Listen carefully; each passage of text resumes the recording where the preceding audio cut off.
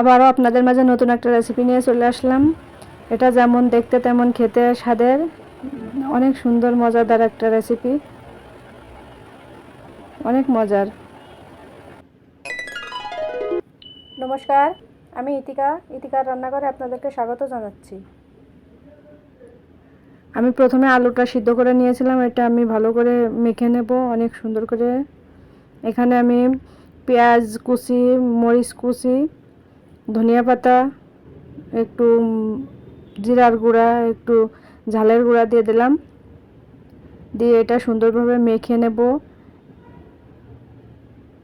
নিয়ে এইভাবে আমি হাতের মুঠো করে এভাবে গোল গোল করে শেপ দিয়ে নেব।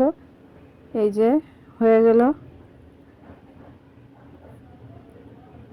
এখানে আমি 2 প্যাকেট নুডলস নিয়েছি, এটা আমি ভেঙে গুঁড়ো করে নেব। এইভাবে গুঁড়ো করে নিতে হবে, আর এই মশলাটাও পরে কাজে লাগবে। এখানে আমি ময়দা নিলাম, আর এই মশলাটা দিয়ে দিচ্ছি। এই মশলার ভিতরে সব কিছু থাকে, ঝাল লবণ সবই থাকে, তার জন্য এটা লবণ দেওয়া লাগবে না, কোনো কিছু দেওয়া লাগবে না। এভাবে আমি জল দিয়ে গুলে নেব।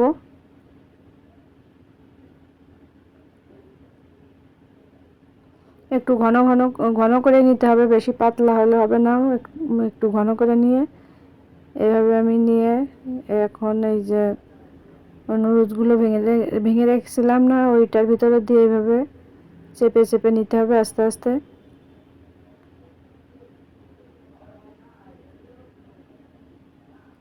একে একে আমি এভাবে সবগুলো করে নিচ্ছি।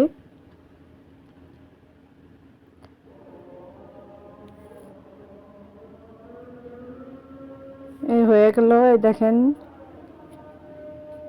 এখন আমি তেল গরম করে তেলে দিয়ে দেব, সবগুলো এভাবে ছেড়ে দেব, দিয়ে হালকা আছে ভেজে নিতে হবে।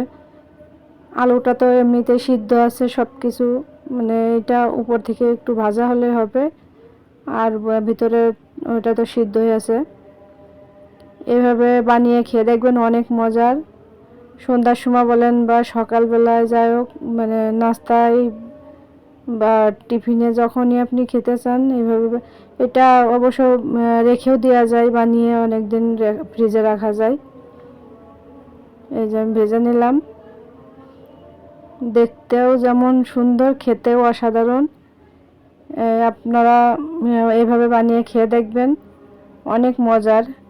আর আমার ভিডিও যদি আপনাদের একটুও ভালো লাগে তবে অবশ্যই লাইক কমেন্ট শেয়ার করবেন। ধন্যবাদ, সবাই ভালো থাকবেন।